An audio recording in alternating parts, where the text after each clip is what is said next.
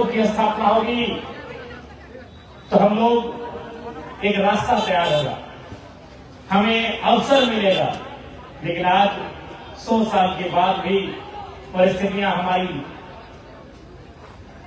क्या है नहीं है, ये सबके सामने है। इसलिए आज पूरा क्योंकि कोल्हान उन्मूलन की धरती रही है, कोल्हान शहीद निर्मल शहीद सुनील के शहादत की धरती रही है।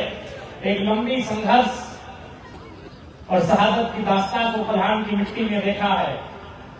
आज कोल्हान के तमाम युवाओं को, महिलाओं को, बुजुर्गों को मेरा यही संदेश होगा, एक बार फिर से हमें अपने हक अधिकारों के प्रति सचेत होकर, एकजुट होकर तमाम लड़ाइयों को लड़ने की, संघर्ष करने की आवश्यकता है। अभी टाटा नवीनीकरण लीज का मामला भी प्रकाश में आया है।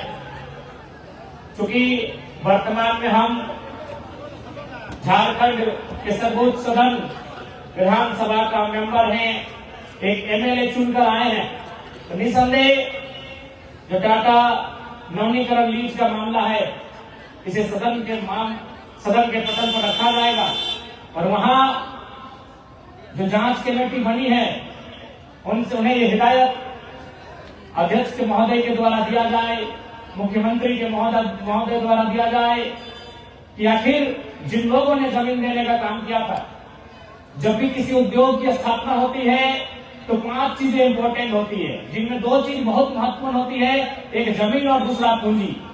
कोई भी कंपनी फैक्ट्री की शुरुआत होती है, कोई कल कारखाने की शुरुआत होती है, कोई कंपनी फैक्ट्री की शुरुआत होती है, तो 2 चीज इंपॉर्टेंट होता है, एक पूंजी और दूसरा जमीन। पूंजी तो टाटा ने लगाया था, लेकिन जमीन जो यहाँ के लोगों ने दिया था, आज वे लोग कहाँ हैं, उनकी स्थिति क्या है, यह भी जांच होना चाहिए।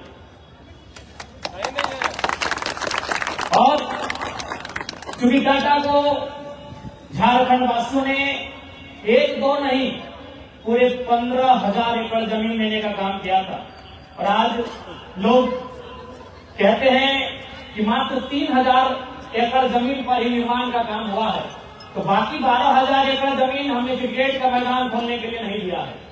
तो जमीन हमारी है, ये मांग उठेगी कि अगर आप सक्षम नहीं है, 100 सालों में भी अगर आप काम नहीं कर पाए तो फिर उन जमीनों को वापस कर देना चाहिए। आपको अवैध कॉलोनियां बसाने के लिए, आपको सब लीज देने के लिए और ड्रीम लीज देने के लिए किसी ने जमीन नहीं दिया है। जमीन दिया गया, बिल्कुल उद्योग का स्वागत हर कोई करता है। देश के पहले प्रधानमंत्री पंडित जवाहरलाल नेहरू ने भी कहा था कि उद्योग जो है वो आधुनिक मंदिर है, लेकिन उस आधुनिक मंदिर को बनाने के लिए जिस जमीनदाता ने जमीन दिया है उसका हाल क्या है, ये किसी ने आज तक सुधी लेने का काम नहीं किया। इसलिए आज मैं आपसे बार बार अनुरोध करूंगा कि आज सबसे महत्वपूर्ण अगर आपकी कोई पूंजी है तो आप जमीन का टुकड़ा है। जमीन का टुकड़ा सबसे बड़ी पूंजी है आपकी, क्योंकि आपके पिताजी अगर दफ्तर का नौकरी करते हैं, आपके पिताजी अगर वकील की नौकरी करते हैं, मास्टर की नौकरी करते हैं, तो गारंटी नहीं है कि उनका बेटा मास्टर, डॉक्टर, वकील बनेगा। लेकिन जिनके पास जमीन है, गारंटी है कि उनकी आने वाली पीढ़ी उसी जमीन से अपना जीविका उपार्जन कर सकती है। जमीन आपकी सबसे बड़ी पूंजी है। जमीन जिसे हम लोग अचल संपत्ति कहते हैं, जो हमेशा स्थायी होती है, वह एक जगह से दूसरे जगह तक उठा के नहीं ले जा सकता है। और ये संदेश तो आपको समझना चाहिए। दुनिया के सबसे धनी व्यक्ति एक समय हुआ करते थे बिल गेट्स, आज शायद एलन मस्क दुनिया के सबसे धनी व्यक्ति हैं। भारत में आप अंबानी, अडानी के नाम सुने होंगे, तो दुनिया के सबसे धनी व्यक्ति थे बिल गेट्स। उन्होंने भी अपने शेयर को, अपने माइक्रोसॉफ्ट के शेयर को जमीन में लगाने का काम किया है। उन्होंने हाल फिलहाल 1000 वर्ग किलोमीटर जमीन खरीदा है, जो कि झारखंड के रामगढ़ जिला के बराबर होता है। थोड़ा सा अंतर है, एक जिला के बराबर उन्होंने जमीन खरीदा, क्योंकि उनको भी मालूम है जमीन सबसे बड़ी पूंजी होती है। इसलिए आज पूरे कोल्हान वासियों को, टाटा वासियों को अपनी जमीन की लड़ाई को लड़ने की आवश्यकता है, क्योंकि अगर जमीन है तो आपका कल है, जमीन नहीं है तो आपका कल नहीं है। जमीन है तो आपकी सभ्यता है, जमीन है तो आपकी संस्कृति है, जमीन है तो आपकी पहचान है, जमीन है तो आपका गांव है, आपका टोला है, आपका मोहल्ला है, आपका कस्बा है, आपका परिवार है। जमीन नहीं है तो कुछ भी नहीं है। एक कवि थे रामाशंकर विद्रोही, वो अपनी एक कविता को लिखते थे कि मैं किसान हूं और मैं आसमान में धान बोने जा रहा हूं। तो कुछ लोग मजाक उड़ाते हैं, अरे कर ले, आसमान में क्या धान लगेगा? तो कहते हैं कि अगर धरती में भगवान जम सकता है तो आसमान में हम धान जमाएंगे। लेकिन आज धरती में भगवान आ गए हैं। भगवान कहने का मतलब सभी धर्म को मानने वाले जो भगवान है, देवता भूता ईश्वर अल्लाह है, उन्होंने धरती में अपना आशियाना बना लिया है। यानी समझ के देखिए जमीन कितना इम्पोर्टेंट। हम कहना क्या चाहते हैं उसके अर्थ को समझिए। जिसने दुनिया को बनाया है, लोग कहते हैं ना भाई कि मेरे ईश्वर ने, मेरे अल्लाह ने, मेरे रब ने, मेरे खुदा ने, मेरे वाहिगुरु ने दुनिया बनाया है, उसे भी धरती में 2 गज जमीन की आवश्यकता है अपने, उसे भी धरती में 2 गज जमीन की आवश्यकता पड़ी है रहने के लिए। तो जमीन के इम्पोर्टेंट एक किसान के लिए कितना होगा, ये किसानों को समझने की आवश्यकता। पुनः मैं यही कहूंगा, जब ये सत्र स्टार्ट होगा, बजट सत्र, उसमें टाटा लीज नवीकरण का मामला, जमीन अधिग्रहण का मामला, 100 वर्षों में जो उन्होंने जमीन अधिग्रहण किया था और 100 वर्षों के बाद भी जो उन्होंने कार्य किया है, जरूर इस मामले पर रखा जाएगा। क्योंकि मेरा मानना है कि आज झारखंड के लोग नहीं बोलेंगे, आज झारखंड के लोग अपनी आवाज को नहीं उठाएंगे तो आने वाली पीढ़ियां गंदी हो जाएंगी। आज उदाहरण है, और ये हम नहीं, इस राज्य के जो पहले राज्यपाल हुआ करते थे उनका नाम था प्रभात कुमार, आप जानते होंगे। झारखंड राज्य के पहले गवर्नर, जब वो टाटा जमशेदपुर एक कार्यक्रम में आए थे, उन्होंने एक ही सवाल किया था, टाटा प्रबंधन से एक ही सवाल किया था कि हमको बताइए 100 साल आपका होने वाला है टाटा का, कितने झारखंडी लोग वीसी बने? वीसी का मतलब वाइस चेयरमैन। उनका उत्तर था 0। तो गवर्नर ने कहा था कि हम समझ चुके हैं आप कौन सा विकास किए झारखंडियों के लिए। ये हमारा नहीं, इस राज्य के सर्वोच्च रहनुमा पहले राज्यपाल प्रभात कुमार का स्टेटमेंट था, जो उन्होंने टाटा प्रबंधन से पूछा था कि अब हमको बताइए 100 साल हो चुका है टाटा का, कितने झारखंड के लोग आपने वीसी तक पहुंचाया? उनका उत्तर था 0। एक भी लोग वीसी नहीं बन पाए। आज कहीं टाटा है, कहीं टेल्को है, कहीं टायो है, कहीं किसको है, कितने जनरल मैनेजर झारखंडी पहुंच पाए? ये सवाल बनता, क्योंकि इन्होंने जमीन हमारा लिया, लेकिन दोहन भी उन्होंने हमारा ही किया। ये अमानवीय व्यवस्था पूरे ब्रह्मांड में कहीं नहीं हुआ होगा। अभी हम आ रहे थे धनबाद में, तो इन्होंने 999 साल का लीज बना दिया है।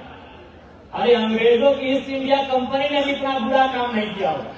999 साल का लीज मतलब समझते? लीज का मतलब क्या होता है? लीज का मतलब होता है अगर मेरे पिताजी ने जमीन दिया है तो कम से कम मेरा बेटा जाने की जमीन हमारी है। बताइए 999 साल बाद किसको पता रहेगा वो जमीन हमारी है? 999 साल भारत के इस भूभाग में कौन कहां रहते थे, कोई इसे मालूम है? किसी सरकारी दस्तावेज जानकारी हमें दे पाएगा कि 999 साल यानी 1000 साल पहले, 1000 साल पहले यानी एक आज 2025 है ना, यानी 1025 में टाटा में कौन कौन लोग रहते थे, कोई बता पाएगा? धनबाद में कौन कौन लोग रहते थे, बता पाएगा? रांची में कौन कौन लोग रहते थे, बता पाएगा? 1000 साल का रिलीज करवा दिया है, जो कि असंवैधानिक है, एक क्रूर मजाक है, लोकतंत्र की व्यवस्था पर एक तमाचा है। लेकिन फिर भी लोग मौन है, क्योंकि मैंने पहले ही कहा है कि यदि आपके दाहिनी जेब में पैसा है, ये पुलिस प्रशासन डीसी एसपी आपकी बाएं जेब में रहेंगे।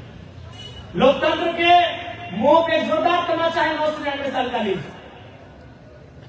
लीज का मतलब क्या है कि जब एक समय आएगा, उस समय में हमें पता चला हम अपने लीज को वापस कर लेंगे, जो जमीन हमने दिया वो हमें वापस हो जाएगी, तो फिर हम पुनः लीज करेंगे, हम फिर से दोबारा उसको री एडमिशन, री एग्जाम होता है, हम री करेंगे।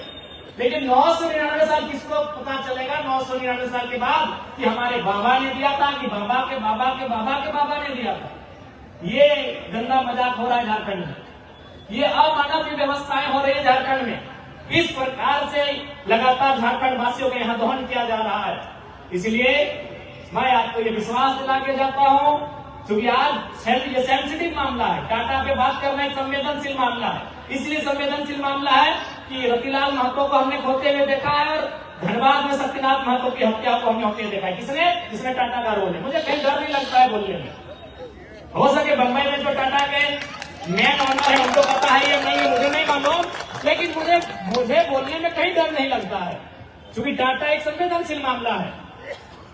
कई लाख करोड़ की संपत्ति के मालिक है भाई, उनके खिलाफ कौन बोल पाए? सुनने में आया था कि माननीय मुख्यमंत्री की कोई एक बहन थी जिनको 80 लाख का उनके शादी में टेंट लगवा दिया था, बस साहस होगा बोल पाने का? ये आप लोग जानते हैं, ये किसी से छुपा नहीं है। जी अभी जो वर्तमान माननीय मुख्यमंत्री हैं, उनके दूर के रिश्तेदार की एक बहन का शादी था, 80 लाख का मैंने खर्च किया था, क्या उखाड़ लेंगे इनका? तो ये एक संवेदनशील मामला है। कोई विधायक सांसद बोलना नहीं चाहता है, जो बोलता है उसको जान गंवानी पड़ती है। लेकिन जयराम महातो बरासत के पहाड़ से उठ के आया है, वो किसी से नहीं डरता है, कोई नहीं बोलना चाहता है। पूछिए अर्जुन मुंडा से, चलिए आज अर्जुन मुंडा जवान है, जब ये बेड में चले जाएंगे इनको बात पूछेगा कितना धोखाधड़ी हुआ, टका में मिलती की है। आज चंपई सोरेन अभी राजनीति कर रहे हैं, जिस दिन बिस्तर में चल चुकी है, आदमी सच कब बोलता है जब वो बिस्तर में होता है। वो दिन पूछेगा मीडिया बंदों की सच्चाई क्या, ये लोग बोल के जाएंगे। अर्जुन मुंडा से पूछेगा, चंपई सोरेन से पूछेगा, जितने भी कोल्हान के बड़े लीडर हैं उनसे पूछेगा, ये हकीकत बताएंगे, लेकिन आज नहीं बताएंगे। इनको डर है, जान का डर है, सत्ता का डर है, पावर का डर है। जिस दिन ये दुनिया को छोड़ने के कारण पूरी दुनिया के बीच एक दिन जाना होगा, जिस दिन ये सैया में लेटेंगे, हम अंतिम दिन गिनेंगे, उस समय पूछेगा कि अब तो सच्चाई बताइए। अर्जुन मुंडा चंपई सोरेन बता देंगे मामला क्या।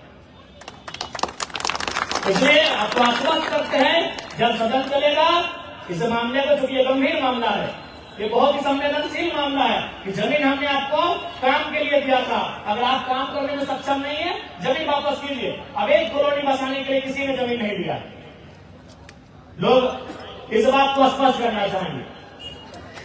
तो इसलिए और इसके साथ ही आज समय है पुनः संघर्ष की, क्योंकि समय का अभाव है। यहां से फिर हमें रामगढ़ जाना है, रामगढ़ से रांची निकलना है। पुनः अपने कोल्हान जितने भी हमारे फाइटर्स हैं, अनिता दीदी, उनके संघर्ष, नील उनकी माता श्री भी है। आपने नील बांध को एक इस राज्य के सूबे के पूर्व मंत्री से, चूंकि उस समय मंत्री थे, और उनसे टकराकर वापस किया है, ये बहुत बड़ी साहस और बहुत बड़ी जीत है। बस इसी प्रकार एकजुटता का, धीरज का परिचय दीजिएगा। आगामी दिनों बहुत सारे ऐसे संघर्ष देखने को मिलेंगे और संघर्ष करना होगा। उन संघर्षों में भाग लेना हमारी मजबूरी होगी, खुशी नहीं होगी। खुशी से कोई आंदोलन नहीं करता, वो मजबूरी होगी। मजबूरी होगा सर्वाइवल का, हम सर्वाइव कैसे करेंगे, मजबूरी होगी। लड़ना हमारी मजबूरी होगी, सामना करना हमारी मजबूरी होगी, क्योंकि हम भाग नहीं सकते। कहां भागेंगे?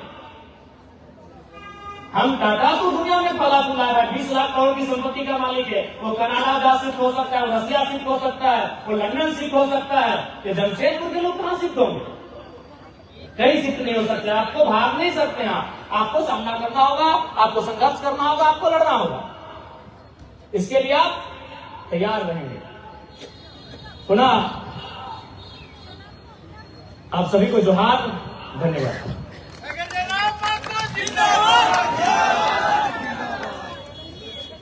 बहुत बहुत धन्यवाद। हमारे मुख्य अतिथि के बाद आप